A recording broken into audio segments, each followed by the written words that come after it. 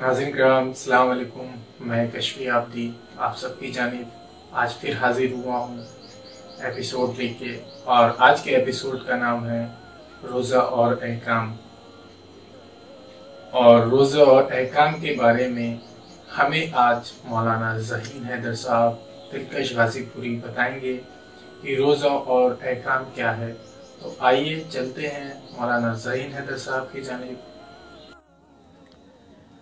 ناظرین محترم السلام علیکم۔ آج ماہ مبارک کے 9واں روزہ ہے اور جو گفتگو مسلسل چل رہی ہے کہ کن باتوں سے روزہ ٹوٹ جاتا ہے، کل تک گفتگو کھانے پینے کے سلسلے میں تھی، دوسری شق ہے جماع اور تیسری شق ہے استمنا۔ ان دونوں شق کو میں بیان نہیں کر رہا ہوں۔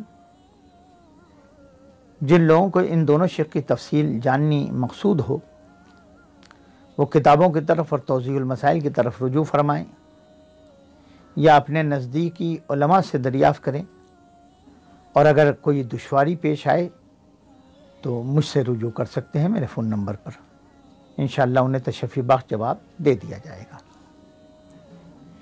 چوتھی شق ہے خدا، رسول اور ائمہ پر بہتان باندھنا۔ اگر کوئی روزہ دار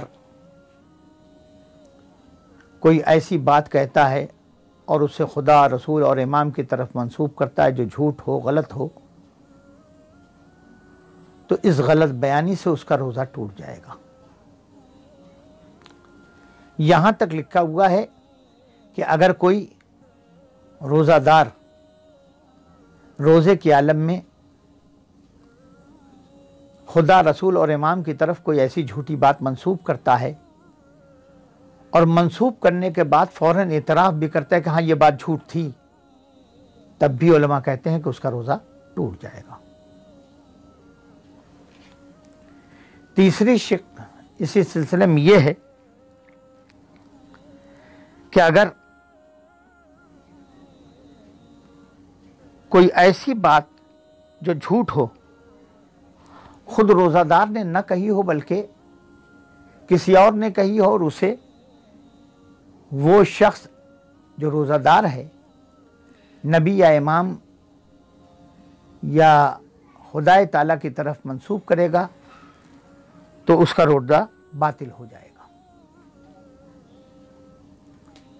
بہت ضرورت اس بات کی ہے کہ ہم ان باتوں پہ دھیان دیں۔ یہ ایسی باتیں ہیں جسے جاننا بہت ضروری ہے۔ روزے میں ہماری زبان سے کوئی ایسی بات نہیں نکلنی چاہیے جو جھوٹ ہو، اور وہ بھی آل محمد کی طرف، ایک تو جھوٹ، دوسرے آل محمد کی طرف، خدا کی طرف، رسول کی طرف منسوب ہو۔ ایک اور بات ہے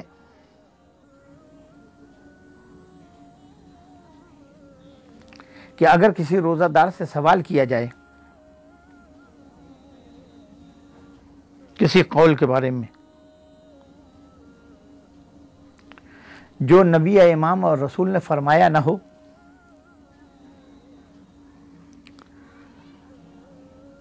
تو اسے جہاں ہاں کہنا چاہیے وہاں نہیں کہہ دے، اور جہاں نہیں کہنا چاہیے وہاں ہاں کہہ دے، تو اس عمل سے بھی اس کا روزہ ٹوٹ جائے گا۔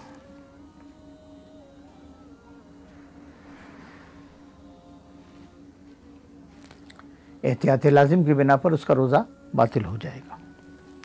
اور آخری بات،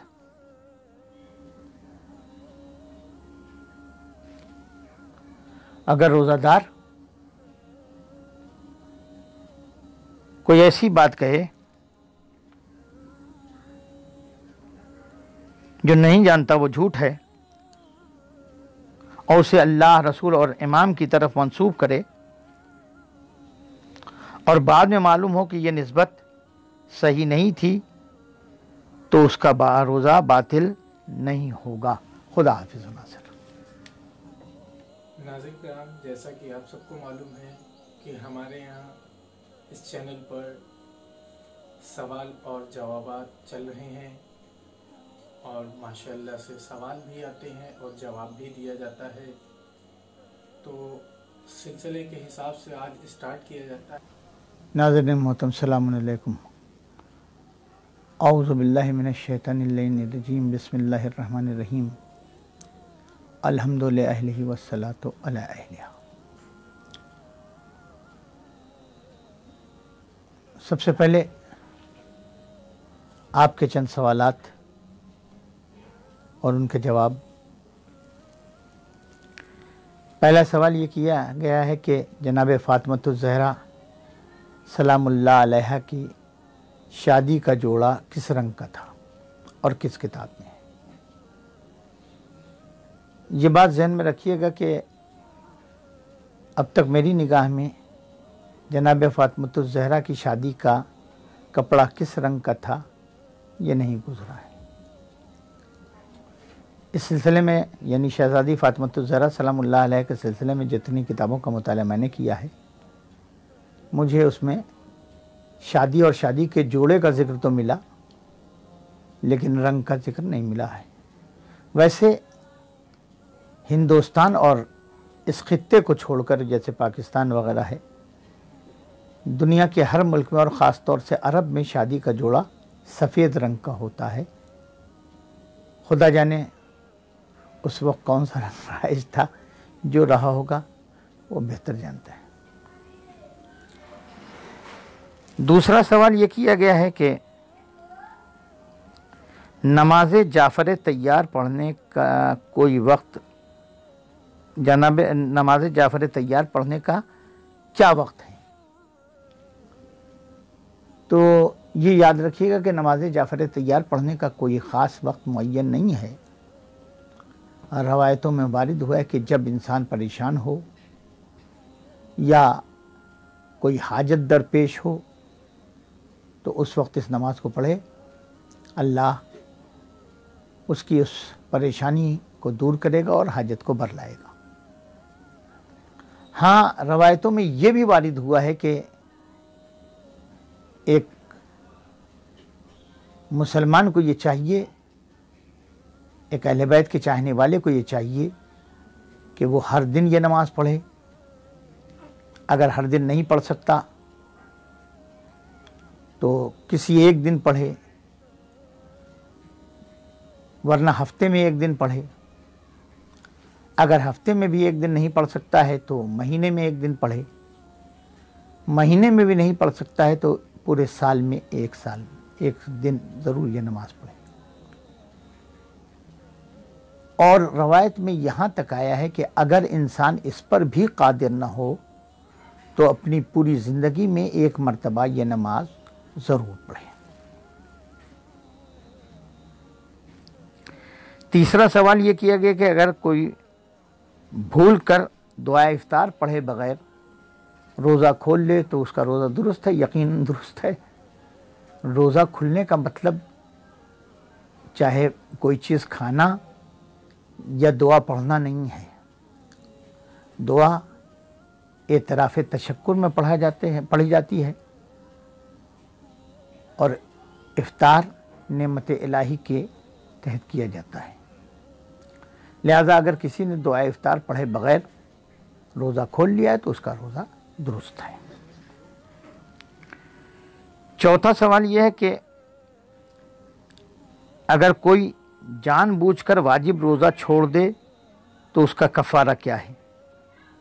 پہلی بات تو یہ یاد رکھنی چاہیے کہ جان بوجھ کر روزہ نہیں چھوڑنا چاہیے۔ مولا کائنات کو سب سے زیادہ اگر کوئی عبادت پسند تھی تو روزہ اور نماز فرماتے تھے کہ مجھے جاڑے کی نماز اور گرمی کا روزہ بہت پسند ہے، اس لیے کہ اپنے کو تاب میں ڈال کے اللہ کی عبادت کرنا اس کا کچھ اور ہی ذوق ہوتا ہے۔ اب رہی یہ بات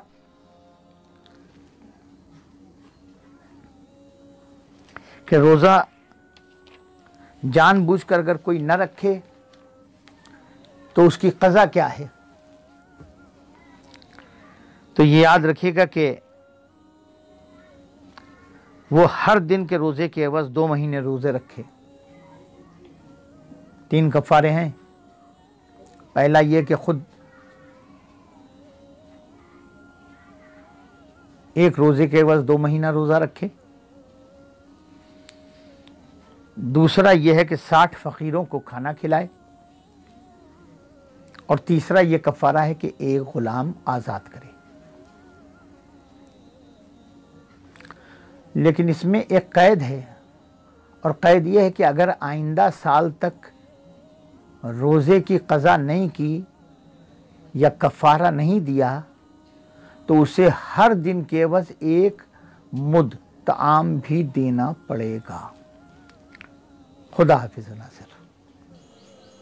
ناظرین کرام، جیسے کہ ہمارے اس چینل پہ سوال اور جواب چل رہے تھے اور جواب مولانا ذہین حیدر صاحب آپ لوگ کو دے رہے تھے، آپ سب سے بس پرخلوص دعا ہے کہ ہمارے لیے دعا کریں، ہمارے اس چینل کے لیے دعا کریں کہ آپ سب کی جانب اسی طرح ہر روز آپ کے لیے کچھ نئے روزے اور اسلامک بارے میں بتایا جائے، اور ہمارے چینل کو سبسکرائب کرنا نہ بھولیے گا، شیئر اور بیل آئیکن پریس ضرور کریے گا۔ ملتے ہیں آپ سے اگلے ایپیسوڈ میں، تب تک کے لیے خدا حافظ۔